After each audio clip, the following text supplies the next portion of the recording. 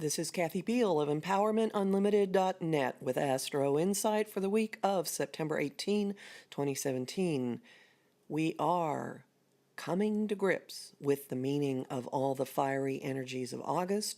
Right now, this week, Venus, the planet that rules everything we desire and value, is crossing the degree of the eclipse, which translated into normal human speak means that our hearts are wrapping themselves around whatever has erupted or caught fire within us. We are increasingly aware of what we really want, what we really value, and situations are developing or pushing us toward where we are validated and where we can let our true beings come out and play. At the beginning of the week, you may not yet be able to put words to what you feel building and growing. It's a natural, organic sensation, and it does have a feeling of this is where the future is. Well, don't worry about what your brain can do or not do, because soon enough it clicks into gear.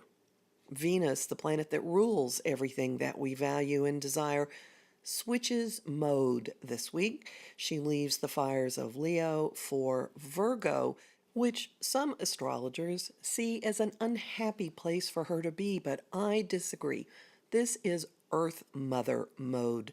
This is bringing everything down into its increments, into component parts, looking at life and everything you want from the perspective of how do I make this better? How do I heal it? How do I make it actually happen? And at the Virgo new moon on the 19th or the 20th, depending on where you are, she's got a gang of help in that arena. The Virgo new moon sees not just the sun and the moon in the clean it sign of Virgo, but also Venus, Mars, and Mercury, all the inner planets, our hearts, our drive, our mental faculties. The conscious aspects of our being are running around with a clipboard and a to-do list and checking items off. And we will all find that suddenly the motivation and the opportunities are there to move forward, to do something about all of the big fiery shifts that we've been feeling since August. So if you've been running around in a funk, in a fog, not quite sure what to do, feeling listless, well, the drive to clean up and organize arrives, and yet there is a catch. And the catch is that this moon is visited upon by two bodies in Pisces. Pisces, which is the opposite, not just in the zodiac, of everything that Virgo rules. Virgo's here on the earth, how can we make things better and very intact? Pisces is, I am part of everything that is, and has great difficulty distancing itself or separating itself. So metaphorically, we are adrift on the sea of life, or at least very aware of the sea of life, while we're checking off all the items on that clipboard. We could be highly aware of the pain that others are going through. We could be looking at life through a softer lens, wanting meaning to our service, wanting a sense of service to everything we do, wanting to clean things up not just for ourselves, but for the good of everyone around us.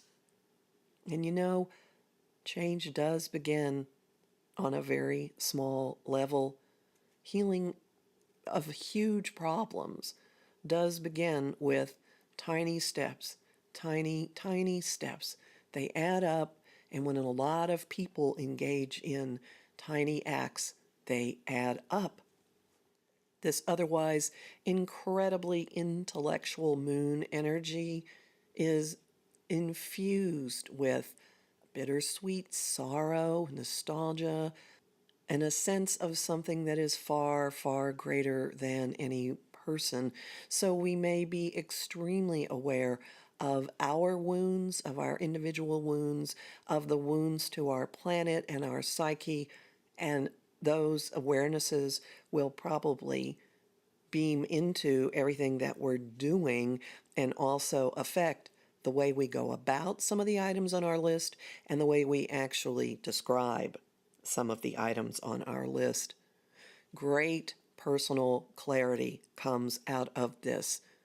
As the week goes on, Mercury, the ruler of this new moon, and the ruler of how we communicate, how we take in information, what we do with it, how we spread it, and also how we get around, Mercury is completing a very easy flow to Pluto and its regenerative powers. So with this, some really nasty things could come to the surface that have been floating below the surface.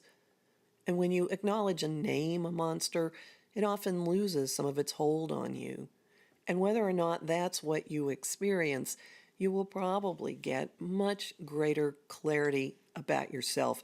There is an inherent possibility for enormous candor, honesty, clarity about who you are, how your brain works, and that carries over into everything you convey to the people around you. So yay, moving on at last, finishing up the first round of all that eclipse activity and starting to do something with it. And this vibe is with us for the next 3 months because these energies are in the air and inform the chart for the equinox, which happens when the sun moves into Libra on the 22nd. So everything that we're dealing with, the energies and impulses and the fix it push of this week, and specifically this Virgo new moon color, everything will be going through until the solstice in December. The homing thought of the week, one day at a time. And if you preferred a more light-hearted version of it, slowly I turn, step by step, inch by inch. The song of the week, The Garden Song by Peter, Paul, and Mary, inch by inch, row by row.